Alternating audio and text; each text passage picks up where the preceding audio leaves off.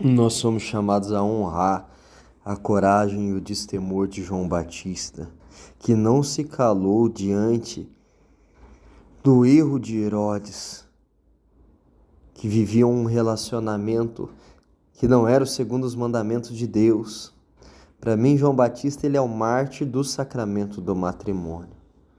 Nesse tempo onde a banalização é total do sacramento do matrimônio, onde você ouve por todo lado que tem pessoa, ela foi casada na igreja, não deu certo, e aí se uniu com outra, mas ela tem permissão para comungar, ela tem permissão para isso, ela lidera aquilo.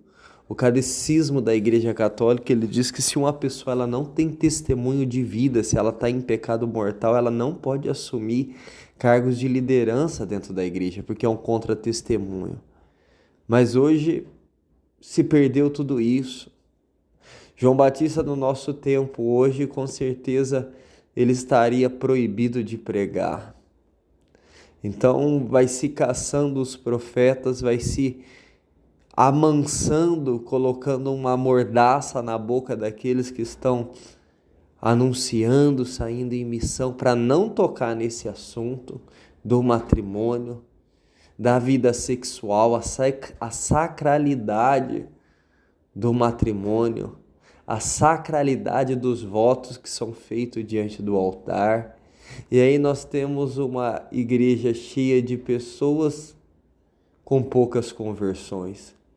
E aí eu me pergunto, quando vier a grande perseguição, quando vier a grande prova que Cristo nos submeter, seja ela particular, privada, ou seja ela um martírio mesmo, onde o Senhor vai nos perguntar, vai colocar o evangelho de um lado e a nossa vida do outro, para ver se a nossa vida foi coerente aos teus ensinos. Uma pessoa que passou a vida inteira indo, meu irmão, frequentando a igreja, frequentando os grupos, os apostolados, as pastorais, e essa pessoa talvez ela não teve a oportunidade de ouvir a verdade. Talvez ela foi e nunca anunciaram para ela aquilo que João Batista falou para Herodes: essa mulher aí não é tua, cara. Essa pessoa vai chegar diante de Cristo: não, mas eu pedi permissão, mas eu fui ali, ninguém me anunciou, ninguém teve a coragem de tocar nessas coisas.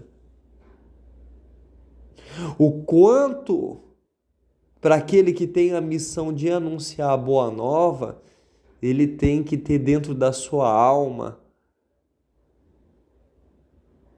esse respeito humano aos seus pés, porque Jesus Cristo, num dia ele está pregando, as pessoas pegam pedras para atirar nele. Ele tem que meio que ficar invisível, sair dali, porque eles iam apedrejá-lo, jogá-lo pelo penhasco. E aí ele vai questionar muitos homens, hoje até mulheres que anunciam a palavra. Quando eu pregava, as pessoas queriam atirar pedra em mim, eu sendo rei e senhor. Mas você, por medo de cara feia, por medo de não voltar naquele lugar, por medo de não ter ajuda missionária, por medo. João Batista, ele é o contrário, meu irmão, ele não tá nem aí, ele já tá preso. E aquela pessoa se deliciava com as palavras que saíam da boca de Batista. Por quê? Porque a verdade é uma pessoa. A verdade por si só, ela tem o poder de libertar. E quando ela vem acompanhada de um testemunho de vida, como era o de João Batista,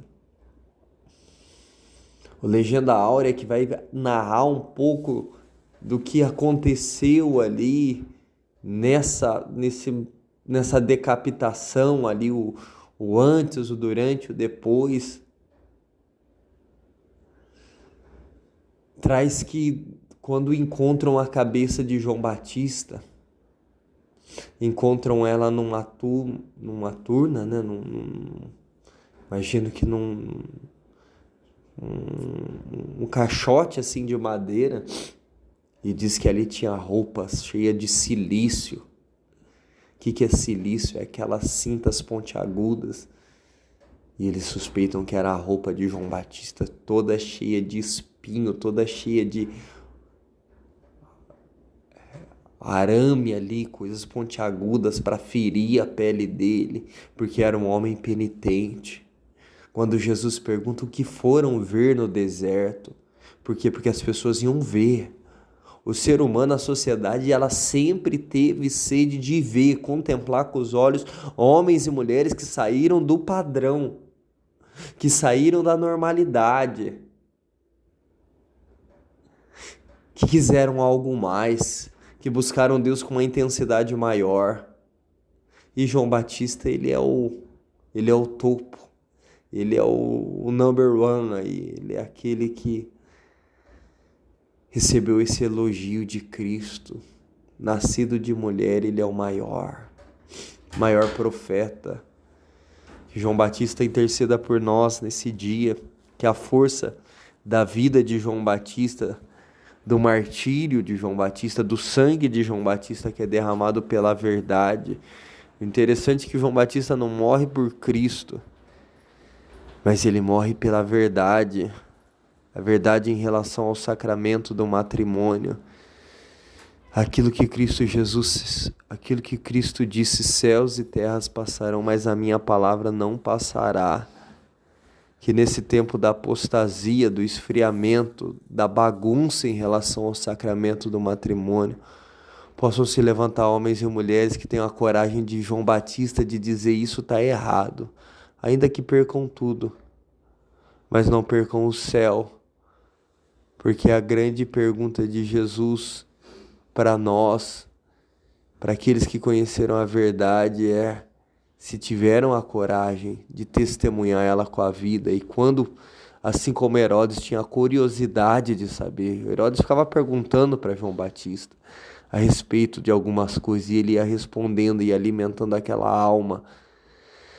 Mas quando não tem o conhecimento, quando o medo paralisa, principalmente em relação a autoridades, né? Herodes era uma autoridade, era um rei, era um homem ali que tinha poder. Mas o profeta, ele não teme as consequências do seu profetismo. E João Batista não se cala.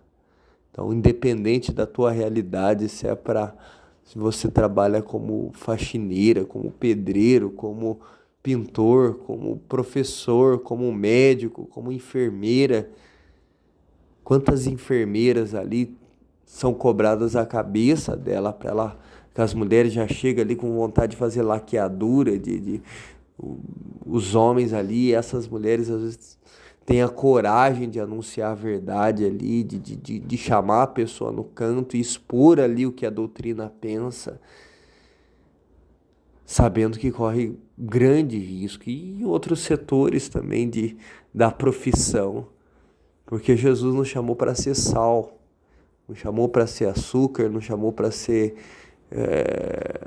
doce de leite, ele chamou para ser sal. E sal, ele dá o sabor. Então, se a pessoa ela tá nesse meio aí, tá vendo coisa errada, professor, médico, eu não tenho noção de onde vai chegar esse áudio, mas Deus está pedindo para mim e para você a coragem de João Batista, meu irmão. A coragem dele. Se não temos ainda, hoje é o dia de pedir essa graça, essa fortaleza, esse espírito profético, para nesse tempo, onde Deus nos deu a graça de viver, não negar a nossa missão.